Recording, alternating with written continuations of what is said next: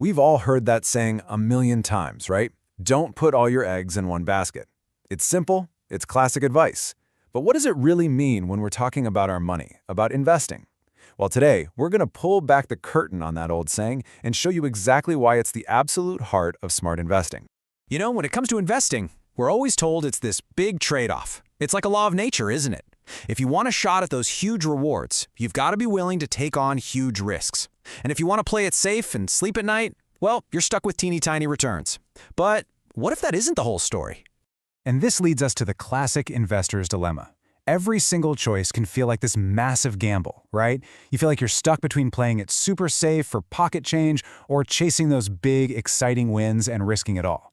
It seems like you have to pick your poison. But here's the thing. There's a third way. A strategy that can honestly feel a little bit like magic.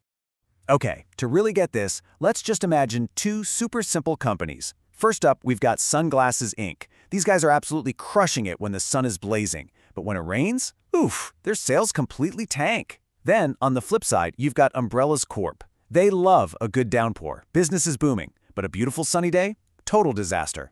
So, on their own, each one is a huge risky bet on something none of us can control, the weather. Now let's put some actual numbers to this to make it real. Let's just assume there's an equal chance of rain, sun, or something in between.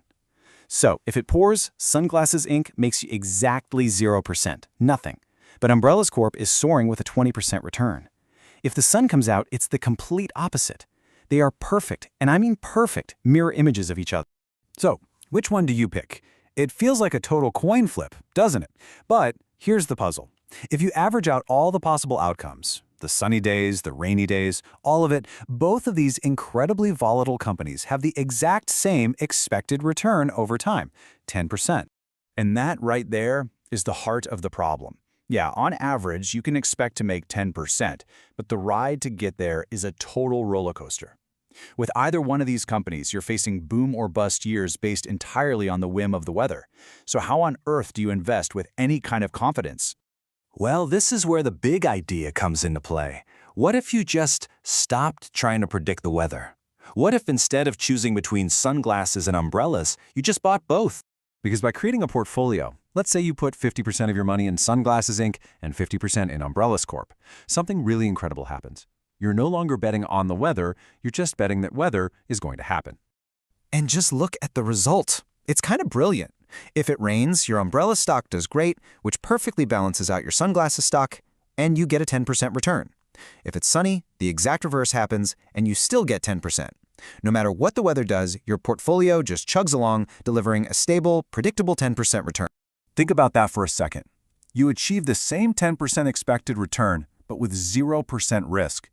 In this perfect little example, by combining two risky things that move in opposite directions, you've completely eliminated the volatility. It really is the only free lunch in finance. Okay, I know. That was a super simplified world. In reality, you're never going to find two assets that are perfect mirror images, and risk never really vanishes into thin air. It's way more complicated. So how do financial professionals navigate this complex world to build the best possible portfolios?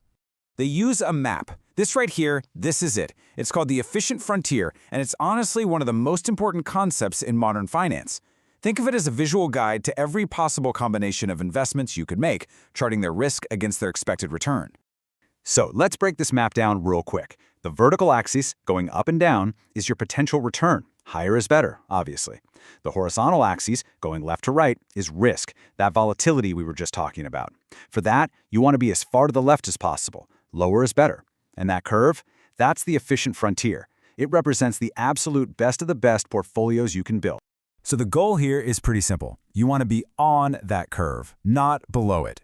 Any portfolio that lands on that line is considered efficient. That just means for any level of risk you're willing to take, you're getting the highest possible return. Anything below the curve is inefficient.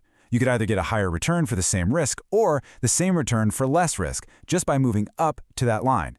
The map shows you the optimal path. So this begs a pretty big question, right? If the pros have this clear, logical map to follow, why is investing still so hard? Why do people make bad decisions? Why don't we all have these perfectly efficient portfolios? Well, it turns out the map isn't the problem. We are. You see, this map is designed for what behavioral economists call econs. Think of them as the perfectly rational robots you read about in textbooks. They have all the information, flawless logic, and absolute willpower. But we aren't econs, are we? We're humans. Our decisions are messy. They're influenced by our emotions, our relationships, and the fact that we just don't know everything. And you know, there's a great way to think about this, inspired by an old Beatles song. Money can't buy love. There are things that matter to us, that have value because of our connections with other people, things a purely rational econ just wouldn't understand.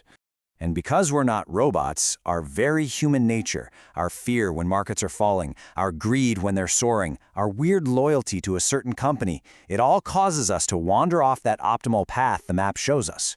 We sell low and buy high. We chase fads. We act, well, like humans. So, at the end of the day, the real secret to investing isn't just about finding the map. It's about understanding the person holding it, yourself. The efficient frontier, it gives you the logic, the mathematical path to the best outcome. But it's our human psychology that makes the journey so darn unpredictable. Knowing the map is one thing, following it is another. So the real question is, which journey are you on?